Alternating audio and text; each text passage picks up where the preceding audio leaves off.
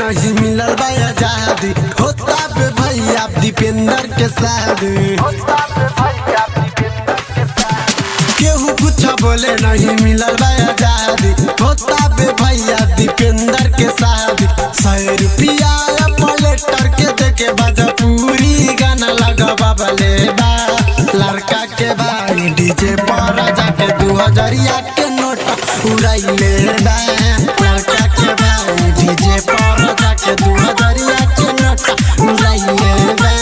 DJ Ganesh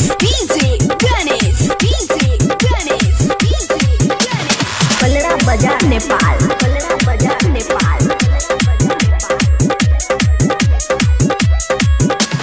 नए नए शादी भइल नए बाबे कनिया इनका आगे फेल भइल बाबे नचनिया। नए नए शादी भइल नए बाबे कनिया इनका आगे फेल भइल बाबे नचनिया। देखी के दुल्हा के मन भइले फुला उनको से कमर सटबले बा। लड़का के भाई डीजे पर जाके 2000 के नोट उड़ाइले बा।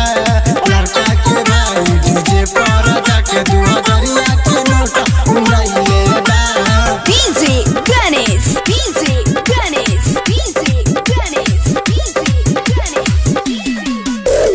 पलड़ा बाजार नेपाल। केहू पिए दारू गांजा केहू सिगरेट जी पूरा बरियतिया सब भइल पगलेट जी। केहू पिए दारू गांजा केहू सिगरेट जी पूरा बरियतिया सब भइल पगलेट जी। सुनील मुसाफर जाए के एक ही साथे नचबले बा।